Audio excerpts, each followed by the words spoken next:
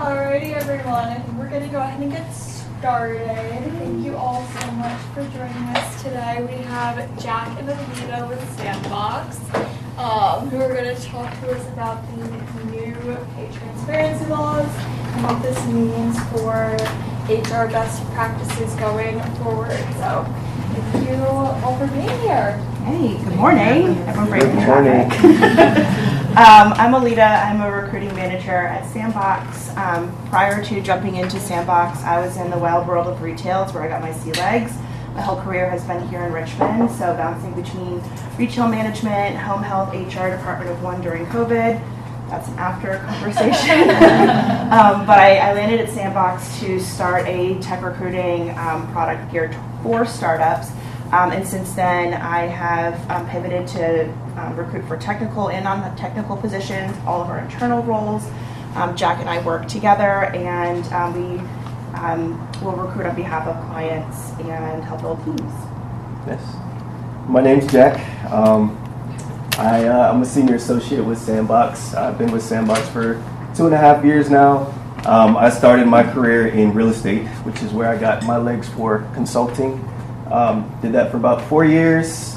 As we all know, during the pandemic, things got rough in real estate. That's when I transitioned into recruiting. I started off in hospitality and did that for a couple years. Now I'm with Sandbox, where I have run every role from associate level to CEO level. And just a quick note, Sandbox is a boutique consulting firm here in Richmond. Provide a lot of back office strategic support for scaling companies. While we are geographically agnostic, we always have a sweet spot in our heart for Richmond companies. We love seeing small businesses grow and prosper here.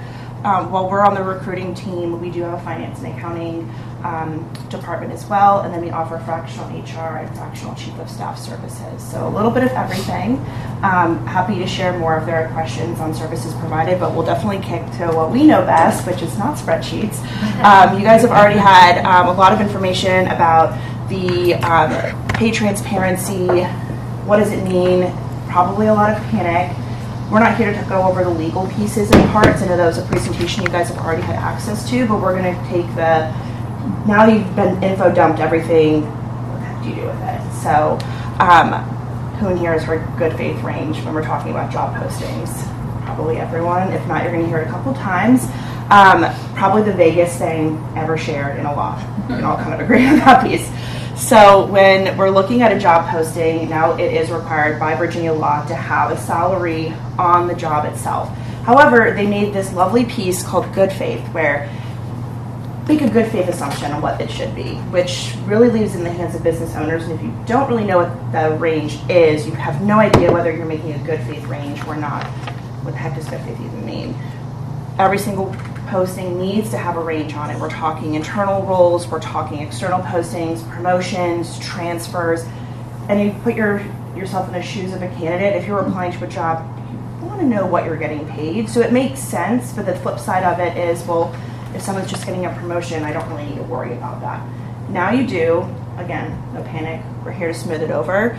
But it's not just posting a number. It's not just saying, like, here's a range, because too big of a range, no one really knows where they fall. Too small of a range, they kind of look at it and go, well, there's really no room to grow. And then you look at it and you're like, am I even in the right neighborhood? Like, is this actually going to work in favor for me?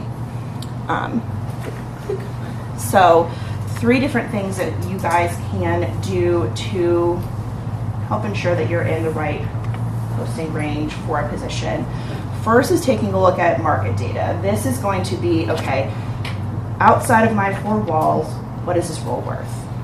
And there are a myriad of different ways to do this. I know while Jack and I have access to a lot of compensation tools, and Sandbox will be offering complimentary 20-minute consulting sessions for anyone who wishes. Jack has a lovely sign-up sheet. More on that later. If that's not a route that you're going, you don't have access to these tools, the best thing to do, go with me on this, is creep. Creep on every single job posting that is out there. You can take a look at roles on ZipRecruiter that will post ranges. Every single one on there now has it, but before that was a really great resource. So was, oh my gosh, name is eluding me. We'll come back to it. It's fine. But for a lot of roles that aren't in a database that Jack and I use, we'll go and find 2 resources out there. One, if you look at it and go, this job. Carta. Not Carta, it's okay. It'll come to me, Glassdoor. There we go, Glassdoor. Glassdoor is a really good one because it's actual ranges of people who are actually in the position. So sorry, we are working our way through some coffee. But when we are looking at really niche roles, if you only find one job posting, you're like, well, you're trusting one person. That's tough to do. So whenever we're looking at a position, we want to take 2 resources and be able to take a look and say, okay, here are 2 roles comparable to what I'm hiring for in the area that I'm hiring. This is probably in a good range. We also love to take a look at what our competitors for the roles that we're working on are actually hiring for, so we can say to our clients, hey, you're actually really above market. This is going to work in your favor. Great, because it tacks on to role value and internal consistency. Or, hey, looks like competitors out there are bringing this person in a bit higher. Here's how we would advise you in making up some of that ground from a benefits perspective. So basically know what's going on in the outside world, and then also take a look at what is this role actually worth to you. You know, is this a weekend shift where if that shift is not filled, you have to go in? I wouldn't want that. But then if you look at it and say $2 an hour and that's going to solve the issue at hand, that might be worth it. But taking a look at what problems this is actually solving for you internally is going to help give you an idea of like, okay, the market is telling me one thing, but I know in my heart that it's a completely different thing. Totally fine, because then you have internal consistency where you want to make sure that, you know, if you have a group of associates that are all doing very similar roles, you don't want one to spike way ahead for no reason. Now, if that person is a lead or that person's a manager, very different situation. However, you want to make sure that what's going on in the market, what it's worth to you, and what your internal benchmarks are telling you are all in some kind of harmony. Probably not going to be, right? So if you look at it and say, the market is telling me it's a $25 an hour position, internally this is probably a $30 position, but internally we're paying $20 an hour, you need to find some way to make all of them speak to each other in a way that works for you and your business. You guys know your businesses far better than Jack and I do. However, if you have people who are applying to your role, but they're taking a look at market data, you want to at least know what's out there so that yours is, I'll say, an outlier in a good way, or there's something that they're coming to you, and if it's not for compensation, it's for your values, it's for the work that's being done, it's for benefits that are being offered. Everyone has their own vantage point, so just want to make sure that these 3 pieces, and we'll keep coming back to it, are kind of the foundation for where you guys start your research. All right, so sort of singing a similar song, just transparency and consistency across the board. So when advertising the role, where and how are you posting the role? So you want to make sure that you post the same range everywhere. This includes your job boards. This includes LinkedIn. This includes even for your internal posting. So when you're presenting it to your staff, just making sure that everything looks the same. I think the internal one is the one that people forget often. So when framing the range, this is really more of like a mindset shift. A posted range is a filter. It's not a risk.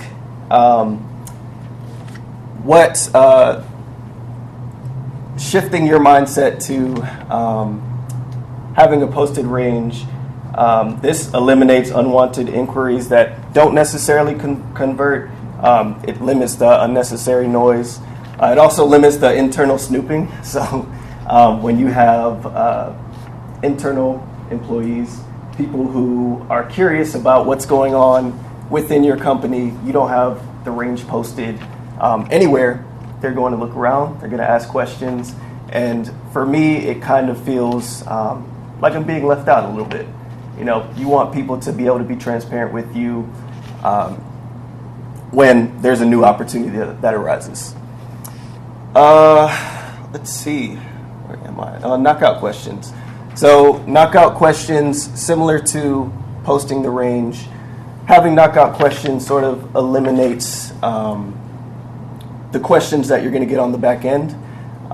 It also helps for you to answer the questions. There's been plenty of times where we're working with a candidate and that candidate comes across a resume that they're really interested in, but they haven't done the process of having knockout questions ahead of time. So, for example, if someone is a really solid candidate, but they cannot relocate, that's a question that you should have ahead of time. So those could look like relocation, do they require sponsorship? Just all of the questions that you want to ask up front to make sure that you're checking your boxes before you get to the end of the process and get disappointed. And then just a real example, Alita and I have come across plenty of phone screens. We spend a lot of our time speaking to candidates, and a lot of the times when you don't post a range or you don't have a conversation up front about salary expectations, you often get the question ahead of time, how much are you paying? And for me personally, it doesn't sit right, just right out the gate, but also it's a fair ask. You know, you don't want to waste their time, they don't want to waste your time. So in order to eliminate that question coming up and that feeling of, you know, this doesn't feel right that they're asking me this question, ask that ahead of time and post it in your job description. I think on a similar note, when we're working with a client who doesn't want to post a range out there, and it's really let's put the sinker in, see what we get, see what candidates are telling us. You're leaving it in the candidate's hand to say, I want $200,000. Say, of course you do. However, if that's not where you had it budgeted, now all of a sudden you got your hopes up on these great candidates who don't fit within a budget that you already knew about, but you didn't want to tell them. It feels like a very weird mind game because you have a very clear idea of okay, I can't go over, $80,000 for this position, but all the candidates I'm interested in are asking for $120,000. I can't even make up that ground. Mm-hmm. It's very normal. However, in posting that range, it sounds rude, but those people are not applying. If they're a $120,000 candidate, they're not going to look at an $80,000 role and go, this is for me. You might have some that are looking for 85, 90, and they're looking at it saying, I really like this, I'm interested, I want to come do this work with you. Different. I feel like everyone who's taking a pay cut to do work, it's mission driven, they're really bought into it. However, if you're expecting them to do that and you find out when you, really love the candidate and they've already spent time invested in your company, it comes as a surprise. So it's a little bit of self-preservation. I know there's a lot of worry around setting all of these parameters so that candidates don't really feel like they can apply to positions. However, I think I speak for both of us when I say we would much rather run a tight pipeline of 50 candidates who are very well qualified for the job at hand than have 250 and most of them are asking for too much money, or the role doesn't sponsor and half the pipeline requires sponsorship, or we post a position here in Richmond and there are a bunch of people who aren't based here and they have no means to relocate, and that's fine. They're great people, just not great candidates for the role at hand. Question. Yeah. Sorry. Go for it. Do you recommend, because now we're talking about a range, and I know with a lot of hourly job postings you see starting at. Mm-hmm. Do you recommend moving away from something like that? It's tricky because I feel like in starting at, some people will say they identify with a base, but then they might have an idea of let's say it's $25 an hour, and that range goes up to 30. They don't. So they might look at it and go, starting at 25, great, I'm making 32 now, I can come over and do the same work here. I'm not saying it's bad, but I also say give it a try, right? We aren't working exclusively with hourly positions. When we set hourly ranges, they're usually a range. So if you find that works best for the kind of talent that you're getting, you are having that starting at point. However, I feel like a range works best because someone can see the potential of the role versus leaving it open-ended, and then you might have a candidate who has a wildly different idea, and then there's eroding trust for no other reason than lack of transparency, but it's no one's doing it maliciously, right? I think we can all agree that we're doing it because we want people to come and apply for our positions. I don't know if that. No, that's very helpful. Yep, great. Thank you. Yeah. All right, so the application and first conversation, do's and don'ts. Just getting right into it. First thing that you want to do is ask what they're looking to make going forward. What you don't want to do is ask current or past salary in any way, shape, or form. One, because it's illegal in the state of Virginia. You're not allowed to ask how much someone has previously made.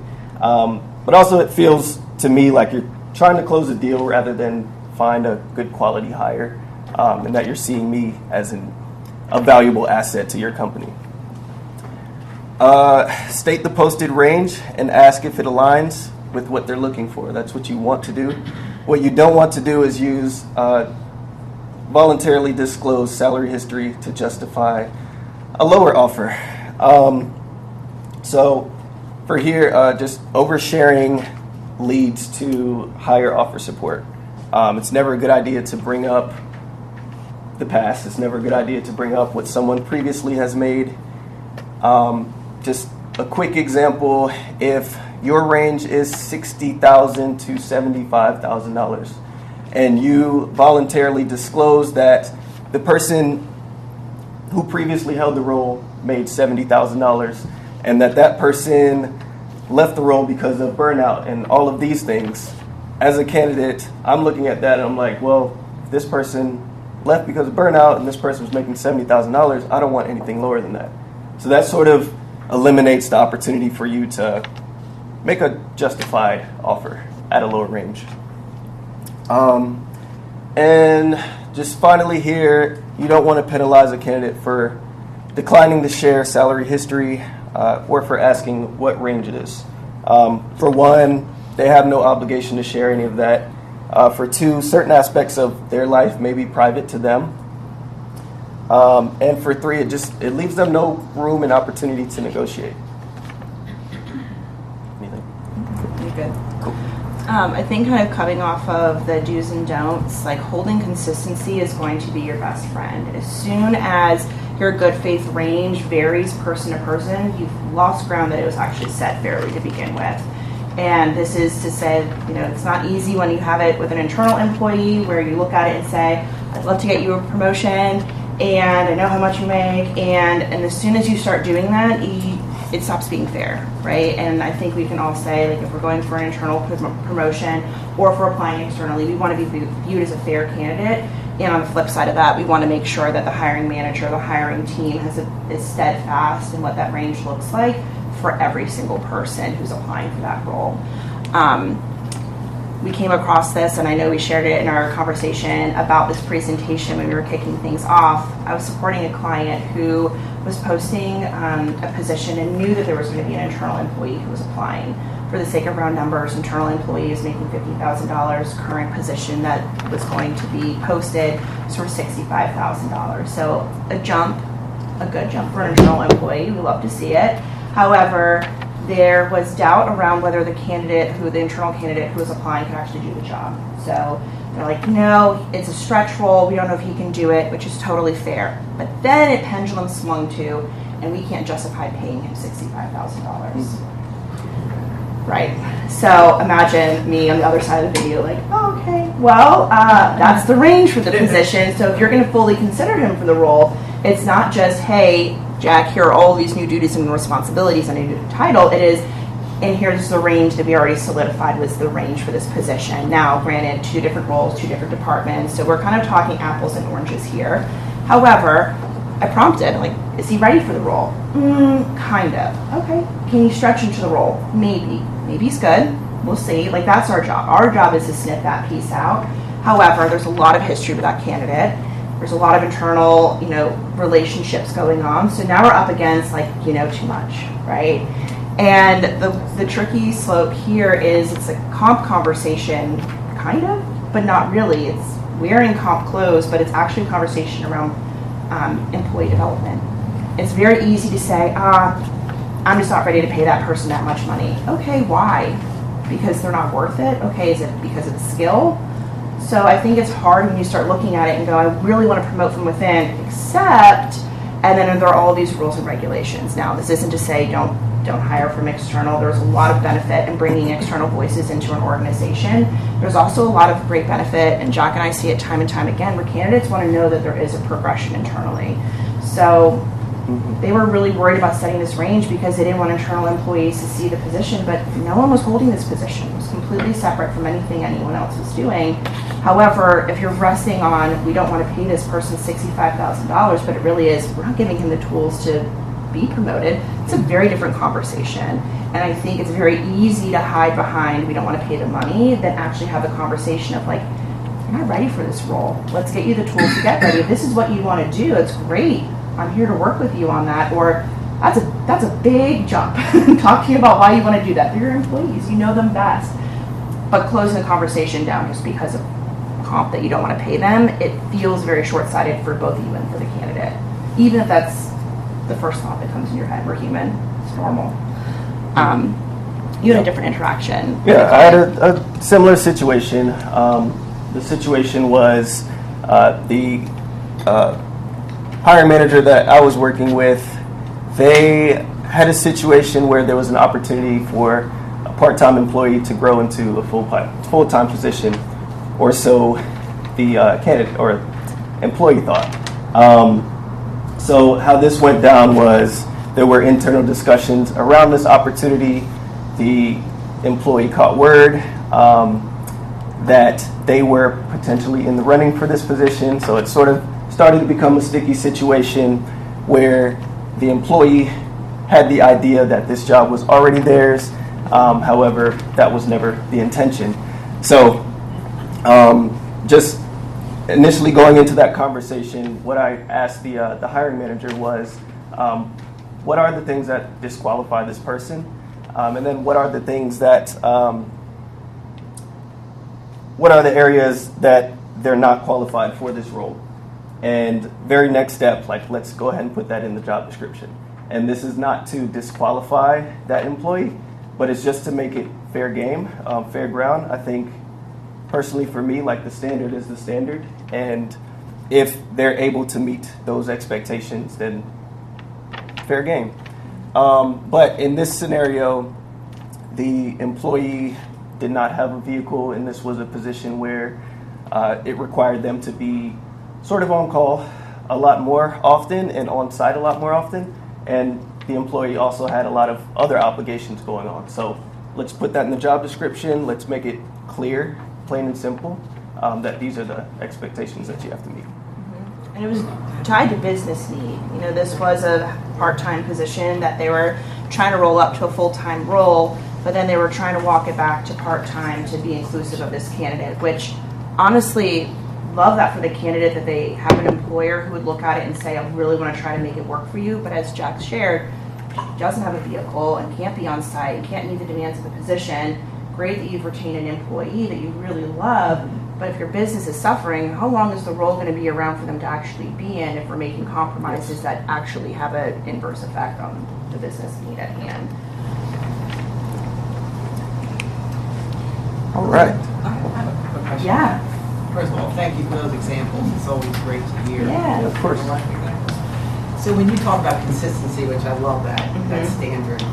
When you have these internal positions and you open it up and there are maybe candidates within, can you give us some guidance on maybe the standard you should set?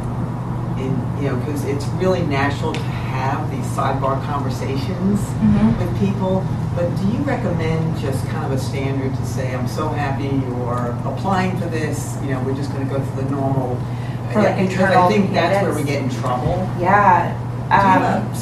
Do you have any It's hard. recommendations on that verbiage? Yeah, I mean, you know the person, right? And so I think, like, my go-to is always humor. Like, I'm going to read this. It's probably going to sound a little stale, but I need to make sure you have the same information as other candidates so they know that, like, okay, it might feel a little bit awkward, but at the end of the day, like, you would want to make sure they have the same information as an external candidate.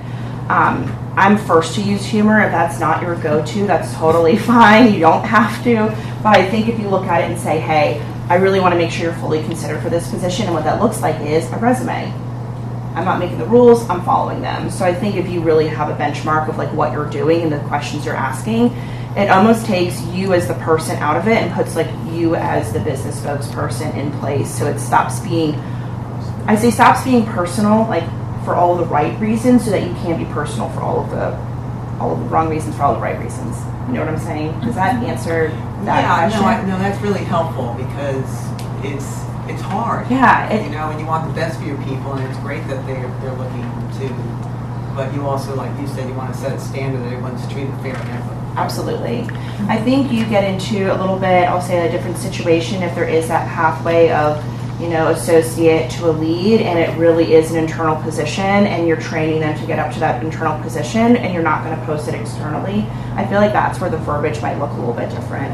Like, I know that's how Sandbox rules for internal promotions. The conversations are a little bit less formal because I know Jack, and I know he's working towards a promotion. So those conversations were baked into our one-on-one meetings so that he was on track to meet that promotion on the timeline that we set forth for him.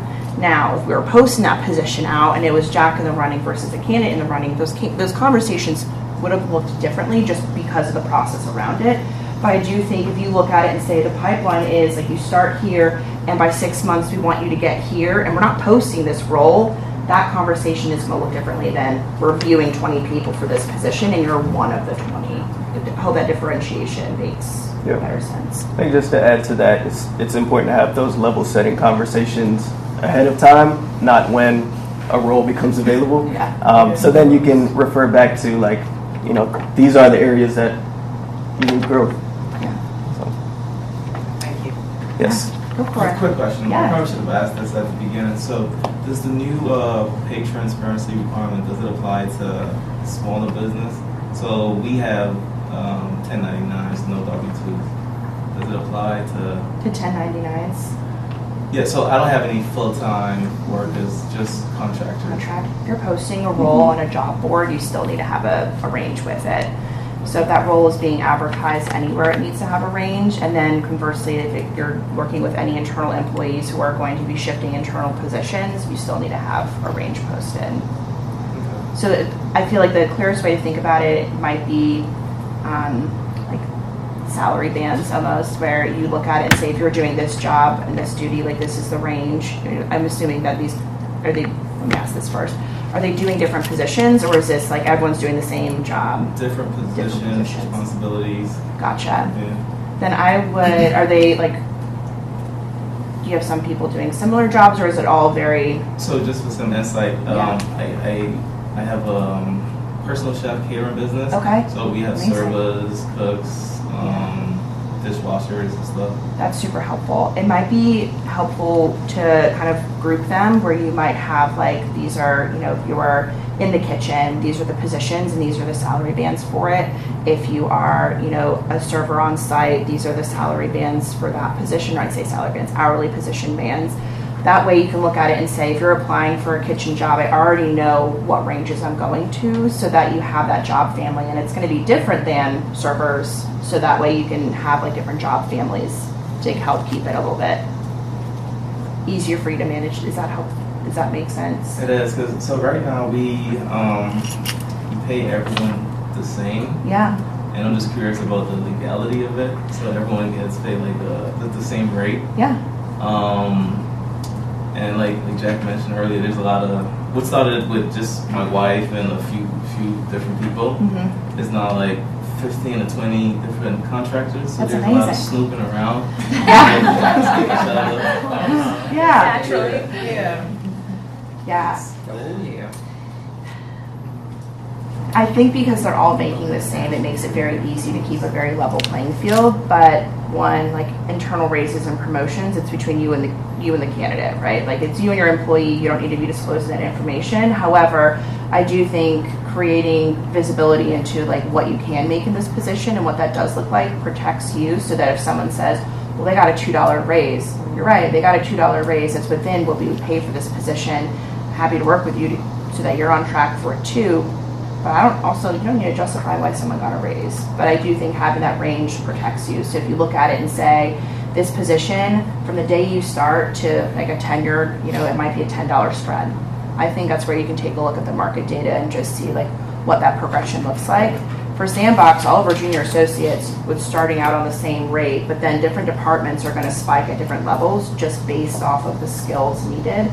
It might be helpful just to take a look at if there is a branch at any point in time where servers, they might hit a rate where they plateau, and that's completely normal.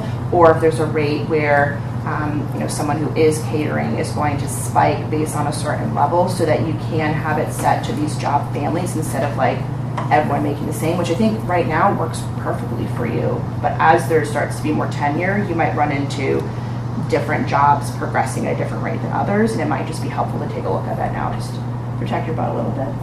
That way you don't have to have those awkward conversations, to Jack's point. Like getting ahead of it, it's standard, it's how you work. That way when you work within those boundaries, no one thinks you're playing favorites, no one gets mad at you. It's like, that's what it is. It makes it a lot easier to have that up front, so that when you do have to have those conversations, they're firm but still friendly. Makes sense. Yeah, that was a really, really good question. Is that something that like other people in the room are facing too, where right now like people are making the same amount of money but then they're doing different positions? Well, now you know.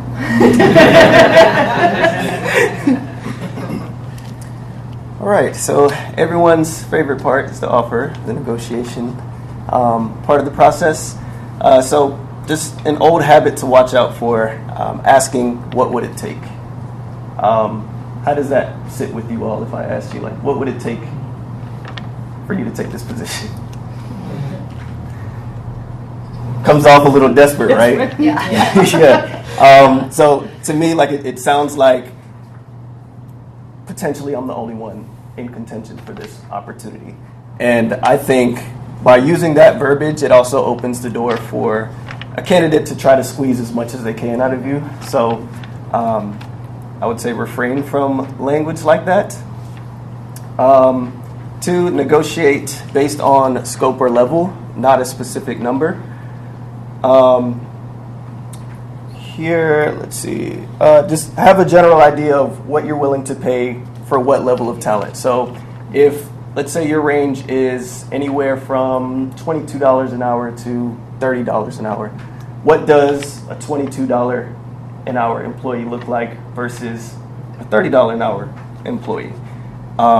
Does that look like $30, they check off every single box that's in the job description when we talk about the level and scope of the position? Does a $22 an hour candidate, does that look like just they check one box? So I think just understanding internally, like, what level do they have to reach?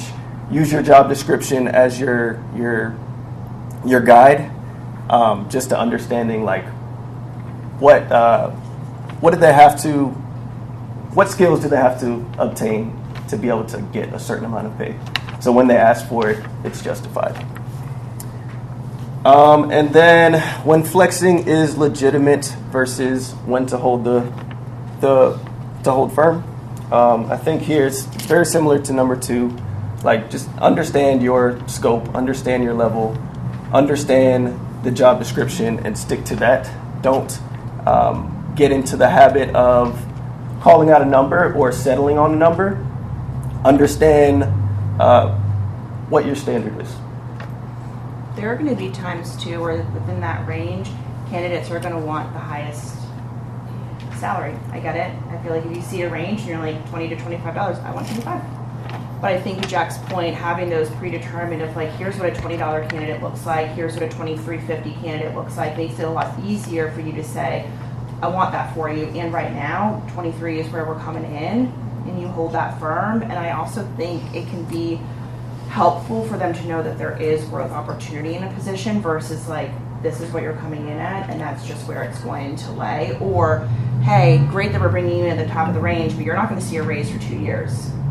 So I think it looks at it and you're like, great that I'm getting this money, but there's also really nowhere else for me to go. And transparently, if we're working with hourly associates, if someone else is going to pay them more and that's your absolute best, they're going to jump. Not because they don't like you, but if there's no room to grow, it makes it hard for them to look at it and say, this is a place where I want to stay.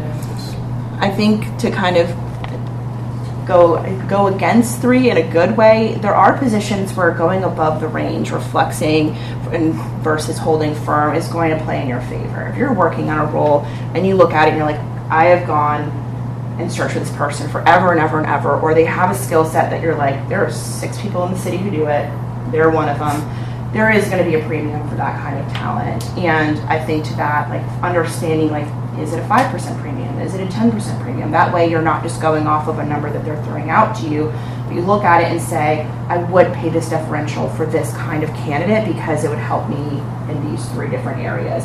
Versus, that's our range, and if you can't, that's fine, because typically, and we've seen it happen, Once you've exhausted every option, the range bumps up so that you can look for more people. So if you do have someone and it is a search that you've been looking at for a long time, I'm not sitting here saying throw money at them, but it might be worth reevaluating the range to see if this really is a legitimate opportunity for both candidate and employer. Yeah. So what would you recommend for, like, for example, like I'm in contracting, so we hire a lot of construction workers. Yeah. And we do have like specific ranges for like our outsourced like subcontractors. But for our internal people, we don't really have any ranges because it's all based on experience and how long they've been doing the job. So how would you play that, like, when I've got people calling me saying, well, so-and-so started and he's making more than me, well, you know, he's got 20 years of experience, that's why he's making, you know, we don't say that to him, but you know, like, oh, well, that's why. So do you have any tips on how we could, like... Yeah, it's hard when you're basing it off of years of experience, especially if people have very similar titles. It might be helpful to, similar to the conversation about, you know, bucketing job families, but taking a look at it and say, if you have anywhere between, you know, 2 and 5 years of experience, you are, you know, tier 1 or that sort of thing. And then if you have more experience, you can tier it that way. So you look at it and say, they're tier 3, they're bringing in 20 years of experience. That's what your career path looks like if you're here. And great that someone else is coming in at a different compensation. They're also bringing a different skill set. Yeah. Is that helpful? Yeah, no, it is, and I didn't know if there was any resources because we don't really have like a compensation structure. Yeah, it's really just kind of like, okay, this generally is around this, and this is generally around this. Yeah. So if maybe we can talk about if there's any kind of like, you know, tips or bands I can look at to try and make a compensation structure. Makes perfect sense. Yeah, go for it. And then can you pair the tiers with another qualification? For instance, if somebody's working for 15 years, they're in this tier, but what if their production is lower than tier 1? Yeah. Have like Create another whole.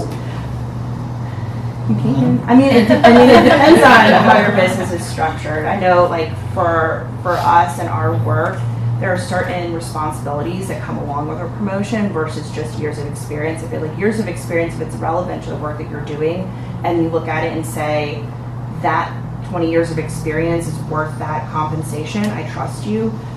We've seen it where people come into Sandbox and they're like, I have 10 years of experience. And we're like, our junior associates have 2 months of experience and their skill set is higher than someone that has 10 years. So I think that's where the years of experience can get tricky, but I think that kind of plays to your point where if you look at it and say, this is what, I'm just using tiers for example, but this is what a tier 2 looks like and you need to check these boxes. And if they're not, then like, they need to be in the one lower until they bump it up. So I think having those conversations, they're not fun, but if you look at it and say, I want this for you, here's where you're excelling, here are your shortcomings, kinder than that. Let's work on it and like get you to this point. Or if they look at it and say, I don't want to do that, kind of have your answer. If you have someone who's unwilling to work on the things that you're saying this is going to get you a raise, like saves your time.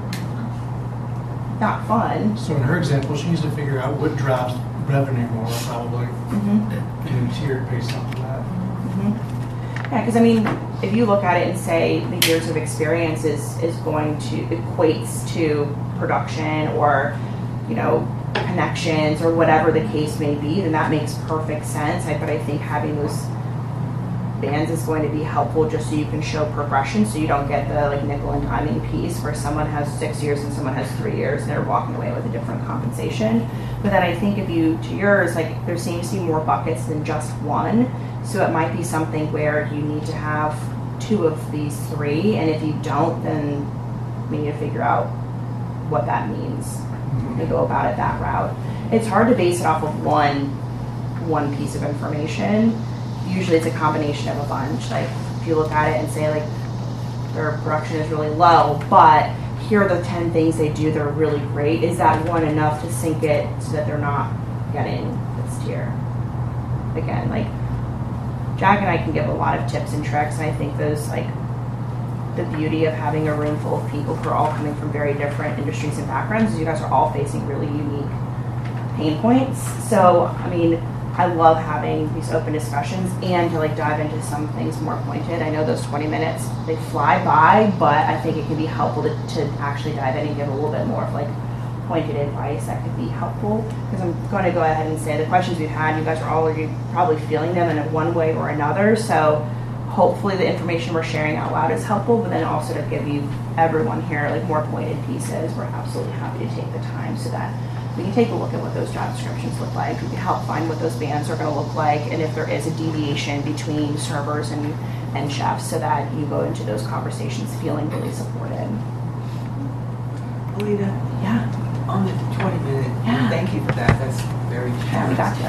What would be the best way for us to be productive in that meeting and bring you? Yeah, it's a besides great job question. descriptions And, you know, the homework that needs to be done so Yeah. that it can be a productive conversation. I think having a good idea around job descriptions, current compensation internally, this does not need to be like oodles and oodles, but like if we say, what does this person make or what does this role typically make, having those numbers handy would be really helpful just to help guide that conversation.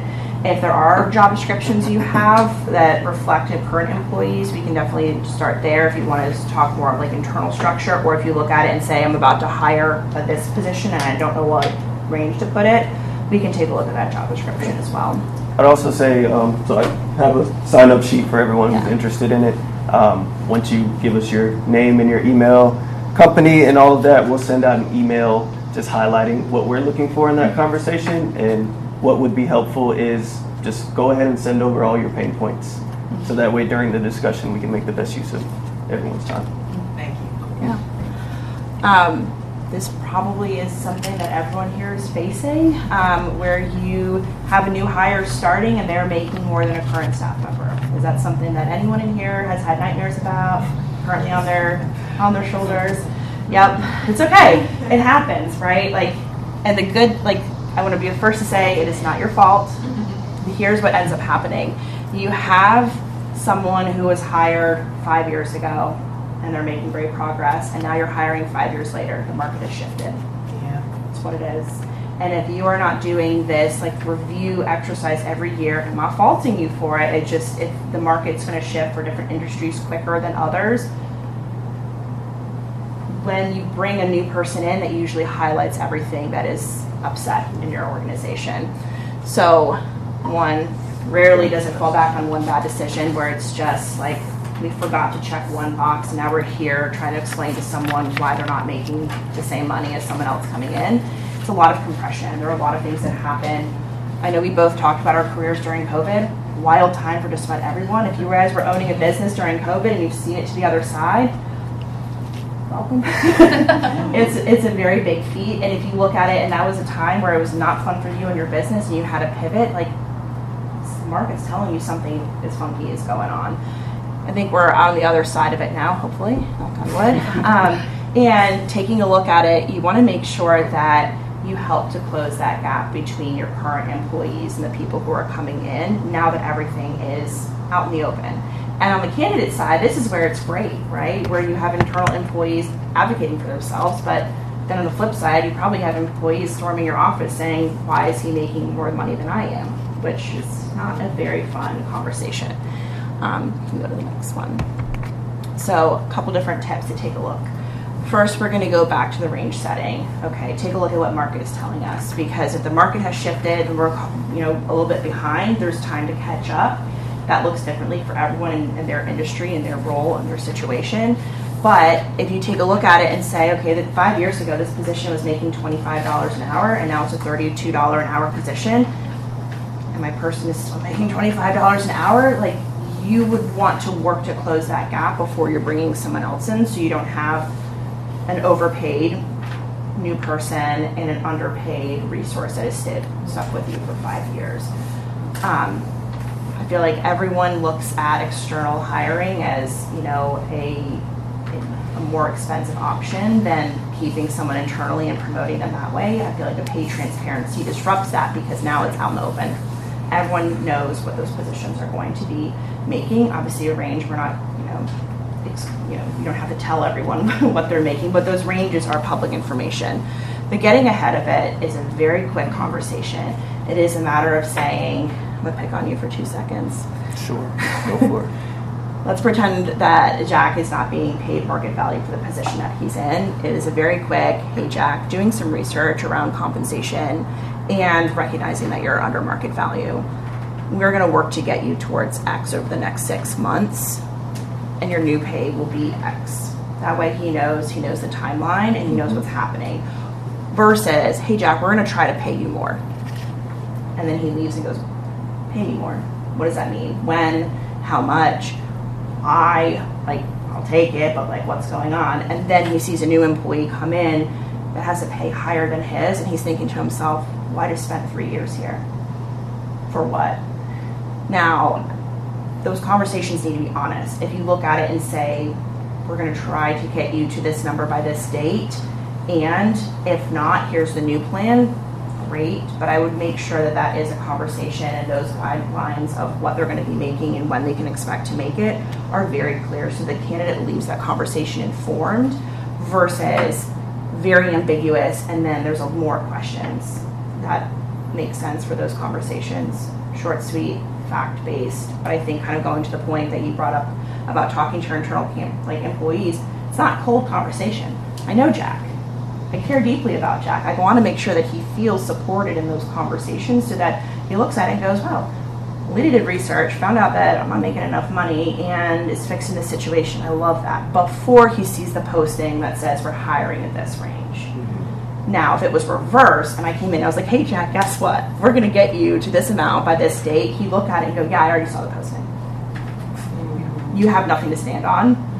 And I'd like to hope that you would still stick around, but I also would have in the back of my mind that because that conversation wasn't proactive, he probably has doubt around like why that conversation didn't happen in the first place. Yeah. I'd say also be prepared to have that conversation, whether if a leader comes to me and says in 6 months we'll revisit what your next opportunity looks like, make sure you prepare yourself to have that conversation, because in 6 months I'm going to be making sure that I'm coming to you and asking what's going on. Yeah. So, all right. And we covered a lot of information. And record-breaking time to leave plenty of time for you guys to ask questions. I know the sign-up sheet is going around for spending some time with us to walk through some tricky pain points. And we're more than happy to answer questions here. I know we've already kind of gotten the party started with a couple, but we're more than happy to go for it. Yeah. Now, this has been in place in other states for a few years now. It's new to Virginia. Do you have any, to your point earlier, are you seeing more people self-select when they look at the range, just the influx of candidates? Are they starting to thin out a little bit when it comes to saying, hey, the range is this, I really would like to make 20 grand more, but I'll go ahead and jump in and see if I can push that envelope with the It's a employer? really great question. We see a lot of people who might be, senior managers apply for manager positions, but they look at it and go, I'm fighting for my life in this pipeline and no one's really taking me seriously. I mean, it's more competitive. I'm going to downshift. And then they expect the comp to still be where they are. I think to that point, like we've seen it and we've had those conversations with clients where they really love the overqualified candidate who's applying for a job, but we look at it and we're like, great, the role's still the role. So I think it's helpful to have those ranges in there. Now again, if we're looking at a premium where you're like, there's 3 people here who can do the job and I'm sitting in front of one of them, that's a decision that you would make for your business, whether that was worth the premium or not. However, if we're already looking at it and someone's saying I'm making $100,000 and you're like, great, it caps at 80, you don't have to match their current salary. Like, one, they shouldn't be telling you. And with that information, when it's higher, I think it helps you close the gap between what you're offering and what they're making. However, when it's lower, it's the inverse. You look at it, and if let's say that person came to you and said, I'm making 60, and you knew the role was 80, you'd have a hard time paying them $80,000 if you knew they were making $60,000 before. I think like a lot of people are downshifting where they're applying to positions because they feel like they can get the job and then talk their way into a higher salary. It doesn't work that way. I'll say this, it should not work that way. Some cases it might. Yeah. They try very hard and it's difficult to look at it and they're like, I can do this job. I'm like, you're right, you can. And it's still $80,000. So if you'd like to do it for $80,000, let's go. But If you're hoping to do an $80,000 job for $110K to help meet where you were before, why are you applying to an $80,000 position? Unless there's something where they look at it and say, mission aside, like your benefit package is awesome, I have a flexible schedule, I can get my kids off the bus, I'm gonna be off weekends, this is amazing, or I need to work overnights to make up for care for my family during the day. Whatever the case may be, it might make perfect sense as to why they're doing that. But if it really is, I'm gonna try to squeeze in here, be the front runner, and then hope that the comp is gonna follow, it doesn't always work that way. I would much rather have a really shallow pipeline of people who are really qualified for the position than just have like an abundance of people. Kind of equate it to a party where if you walk into a room and it's packed full of people and you don't really know anyone there, it's probably not the best party, but it's the most full, versus walking in a room and it's your 5 closest friends. You probably would have more fun in that party. And sometimes that mental shift of like more isn't always more is difficult, especially if you're really used to like hundreds of people applying and really having to sift through. Now this is kind of saving you some time, hopefully. And the people who are actually invested are ones that look at it and go, I want to do the job, the comp makes sense, I like the company, I'm going to apply, versus having the comp be the question mark. I think that's a really good question. I would say, like, just plain and simple to answer your question, it may be a little thinner, but the quality is much better, and you're saving yourself a lot more time. I know there's been plenty of searches that we've run where a client has asked us not to post the pay, and those pipelines tend to be the messiest. Those are typically when we get someone who, it could be a VP of operations position, and someone who's not qualified for the role will apply, and also someone who's overqualified for the role will apply. And it just doesn't make sense to spend your time looking through resumes that don't meet the criteria. Go for it. So back on, thanks, these examples are really, and explanations are so helpful. So legally, you're not permitted now to ask anything, you probably shouldn't have anyway, about historical pay. Yep. So when someone volunteers that information, how do you document that to make sure that doesn't come back? And the reason I ask is because now, small businesses can have claims against them for unfair treatment. And so is there a way to document, like if I tell you how much I'm making voluntarily, should that be documented somewhere so that you're safe from any kind of When you say like unfair, like, if someone comes back and says, well, I applied for that job and they took my current compensation and used it against me. oh, So that can happen. that's interesting. I don't so- write any of those down. Like if someone tells me, let's use the range, $60,000 to $80,000. If someone says, well, I'm currently making 45, so I'd be looking to make more than 45. But my notes, I put it down as 60. Like they're looking for bottom of the range. That way, there's no data saying they're making 45, so anything higher than that is great. Because as soon as you say that to a hiring manager, they're like, well, shoot, should we actually pay this person $45,000? So I don't record those pieces down. I think it's very difficult to keep that information from a hiring team, especially if the candidate then goes and tells them. So when I do have a candidate who volunteers information, I'm like, no need to worry about what you're currently making. I want to look forward and help redirect that conversation. And if we're really worried about that being a conversation coming up with within a hiring team, you can coach the candidate. I would say something to the candidate and just be like, listen, no need to disclose pay moving forward. We haven't had to do that with candidates before, because usually in that redirect conversation in the phone screen, it does the trick and it doesn't come up later. But we also aren't facing, our clients we're supporting aren't facing that kind of situation. So it's new territory for us. I'm surprised that candidates would come back and say it's pay-based. Really? Yeah, I think there's a possibility. I think the door is open for that now. Yeah. And I think it's only because of these new laws that are Right. coming into place that, Yeah. that's the only reason I asked. Yeah, truthfully, I feel like these laws are geared to really protect candidates and businesses. However, there's a lot of education on the business side, there's not education on the candidate side. So I do feel like there is a little bit of an imbalance there, which that situation definitely makes sense. But when we get feedback from clients as to why they're not moving forward with a candidate, comp is comp is not one that we're sharing with the candidate. So if you look at it and say they're really prioritizing people who have experience in this software, and that's not a software that you have, it's automatically not about comp, it's about your skill set. I think to your point, if you have someone who's looking $20,000 over the range, yeah, it might be about comp, but it's never because it's lower.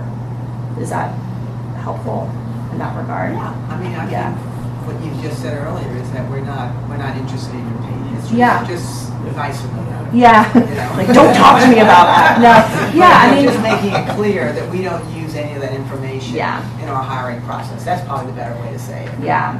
You know? I think to Jack's point, stating the range can be a really powerful tool because you're taking the guesswork out of the candidate. The range is $20 to $25 an hour. Does that range line up for you? Yes, it does. Great. Where in the range are you falling? Really looking to make $25 an hour. I'm currently making 26, but I'll take 25. Okay. The range caps at 25, so I just want to make sure moving forward, you know that that's where the range is. No worries about what you're currently making, but I want to make sure that that range makes sense for you, your family, lifestyle, etc. And then keep it going. I think the longer you spend time on it, the more they're like, why the heck is she spending all this time on this one point? But I do think like shutting it down quickly, nicely, and then moving forward can be really helpful to just make sure that isn't a snowball effect. These are great questions. What do you recommend for the top of salary range candidates who, to your earlier example, you could bring them in at that range, but you know you're not going to be able to give them a big raise anytime soon, right? A lot of times when people are asking for advancement, that what they really mean is how fast is my salary going to grow? Especially if they're in very senior roles, right? They're already at the top of their field, right? So what do you recommend? How do you set reasonable expectations of not only what that salary range is, that's clear, right? But what they could expect out of that after they're hired. Yeah. And there may not be an answer, I don't know. I mean, I got an answer.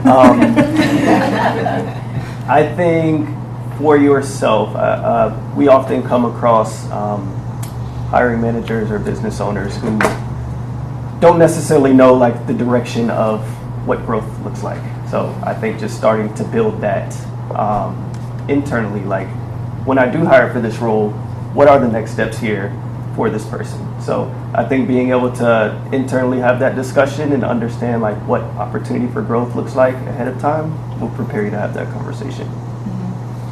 I also think the posting range might not necessarily be the full range for growth for that position. When we're posting a range using the $60,000 to $80,000 again, it might go up to 90, but we're posting at 60 to 80. So when that person comes in and they are making $80,000, there's still room in the company's budget to pay that person, which also cushions it. If you have someone who's $82,000 and I will take the job, and you're we can, but here's what that looks like for a growth perspective, and even have that conversation if that's a conversation that you're ready to have if you're hiring that candidate. And I also think being very transparent what that might look like for the first year of employment for a candidate is really helpful. We brought on a manager at Sandbox at the end of the year, and we do our raises at the top of the year, and we wanted to make sure she was coming in at a fair point, but then she also wasn't going to be getting a raise 2 months into the job. It's not long enough to fairly evaluate someone and give them a good raise. We wanted to make sure her base salary basically compensated for what she would get if she was doing a good job in her position as a raise in lieu of a raise, but then she knew that 2027 is the year that she would be up for a full raise. Now, that conversation happened in the interview process, so it wasn't a shock. I think it can be trickier when you already have someone who's I've been here for a year, what does it look like when I want more money? And I think to that point, having those bands of here's what growth looks like in this role, it's never going to exceed this, can be helpful, but what percentage do they get year over year? And I know this isn't necessarily part of this law, but tightening up what those internal raises look like from a percentage perspective can be helpful. But it's like, what does someone who's just showing up, warm body, look like? Are they getting a raise? Yes or no? Maybe it's 2%, just to so they see progression and they get motivated. What does someone who's doing a good job look like? Is that 3%? Okay, helpful. What does someone who's knocking it out of the park look like? Is that a 5% raise? That way you can look at it and say, if you're, pardon my language, really kicking ass at your job, I want you to have a raise that reflects that, but that way you don't have the 10% for this person, 2% for that person, 20% for this person. It's very even so that you can control growth of a salary, especially if you have someone where 5% on a large salary is going to compound very quickly. I think there's also such thing as like capping out on raises as well, where you look at it, it's like once you've made this salary, congratulations, that's the top. But having that conversation before they get to the top, and you're like, by the way, you've done a great job. Are you getting that 7% raise? You're not, but you've maxed out. You want to be like the name of the game here is being as proactive as possible. So that. Yeah. I also say having that conversation like during the phone screen process. What's most important to you when it comes to growth? Because for some people, it's not about the salary. It's not about the hourly rate. Mm-hmm. It could be the benefits. It could be production. Could be a title. Could be many things. So if you can have that conversation ahead of time, that'll prepare you for the conversation in the future, and maybe you can supplement some things to make their next step up look better. The way we ask that with senior people is some version of what does growth look like for you at this stage of your career? Yep. Love that. So that they can kind of tell us their story about.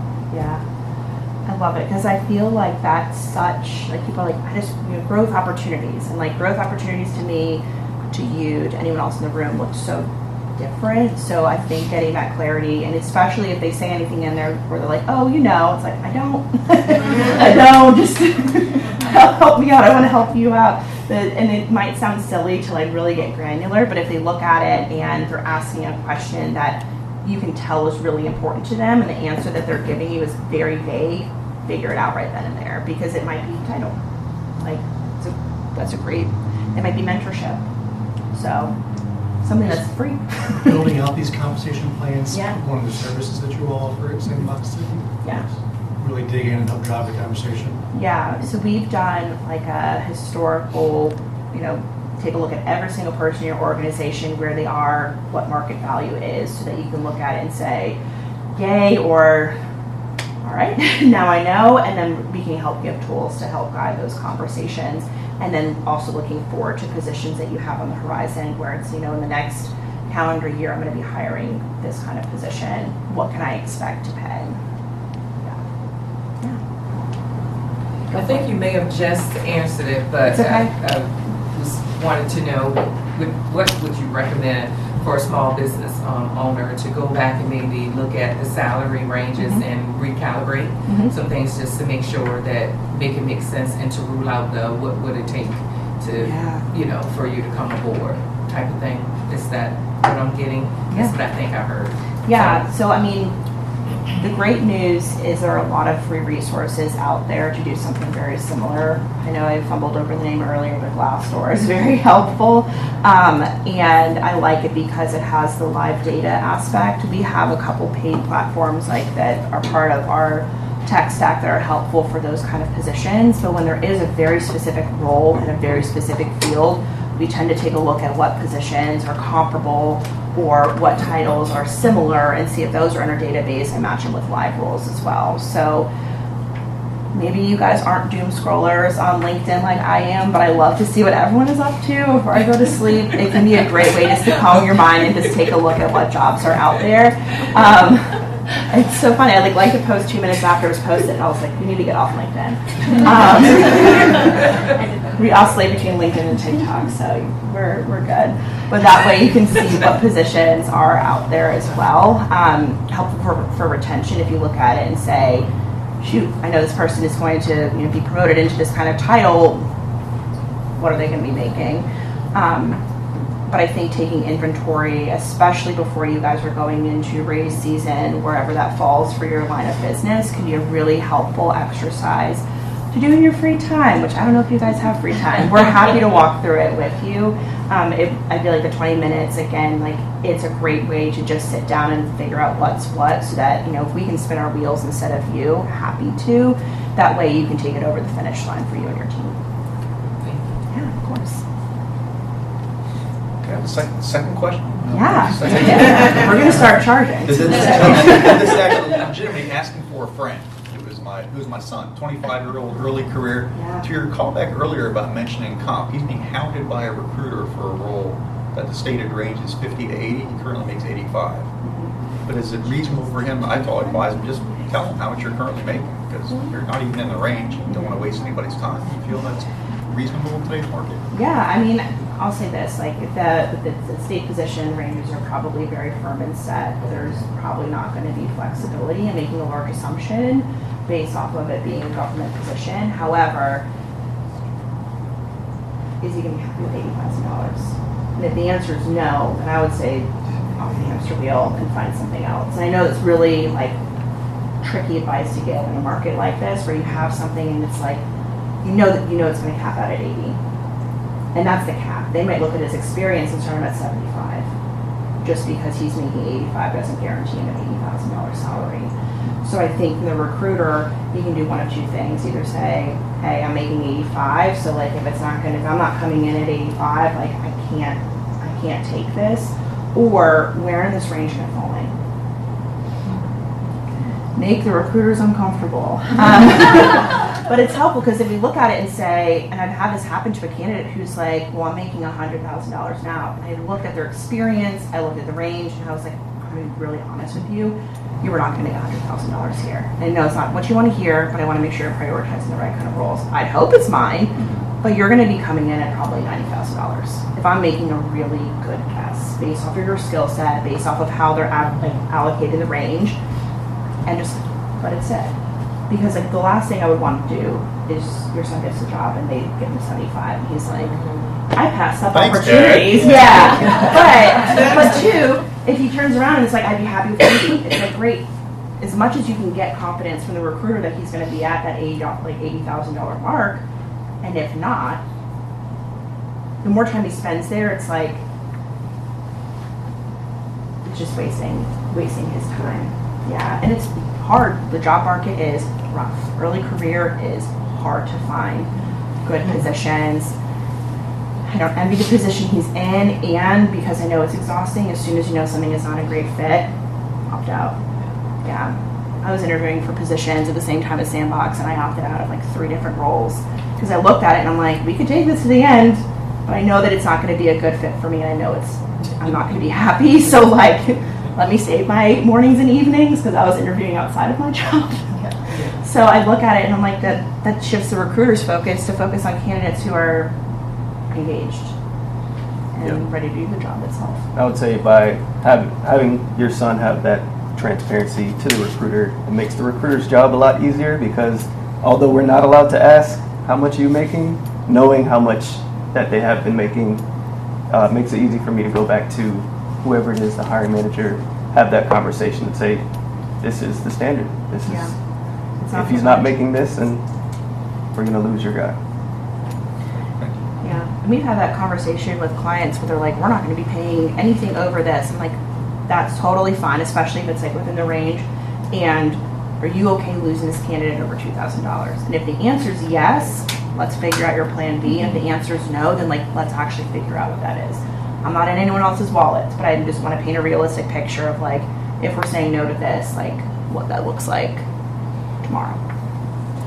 That's a great point though. So say a candidate is maybe $2,000 out of the range. Yeah. But that's what you've posted, Mhm. and that's what your explicit, like, hard and fast end is.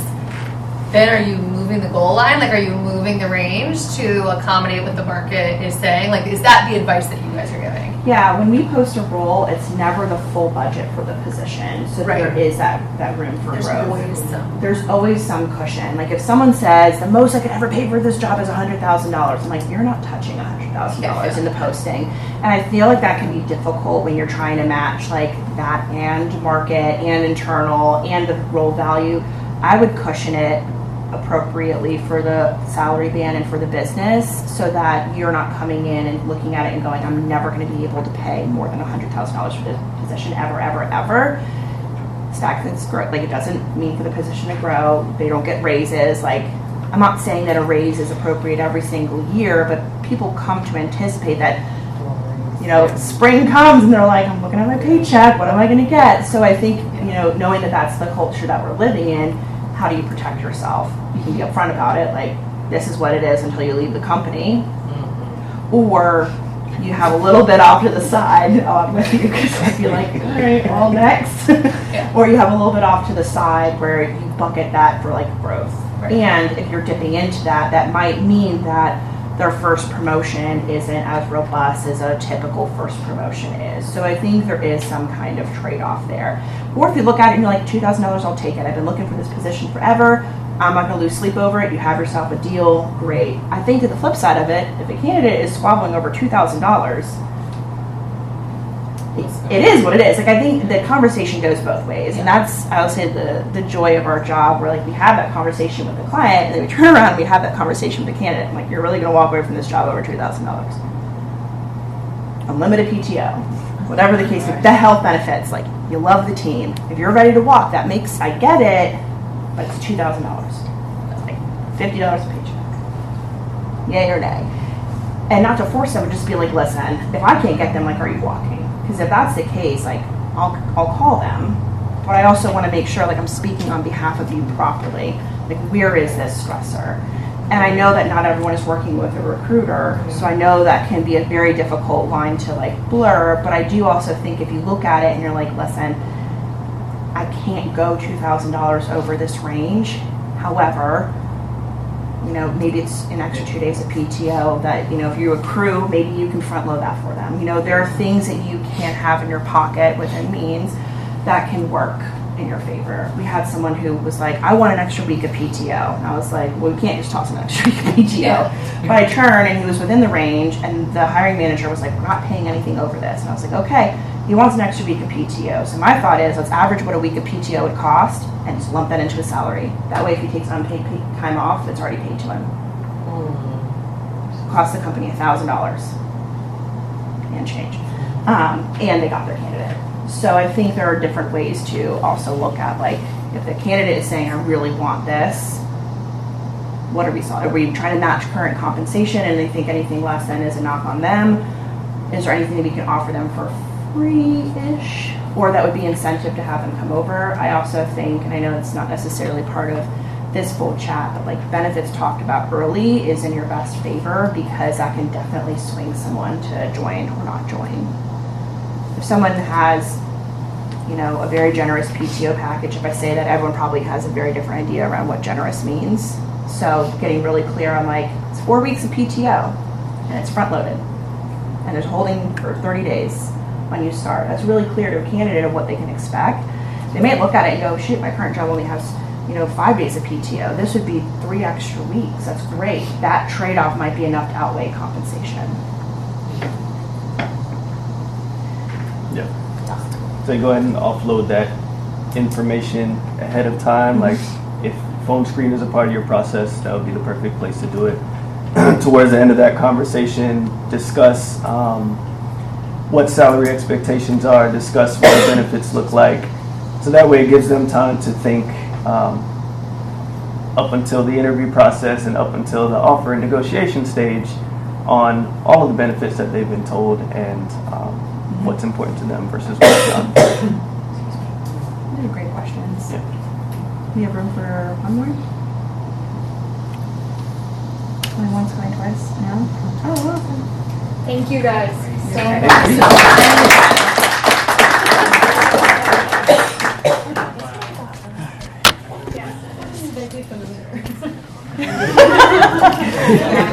Oh, you want to turn this off? Something is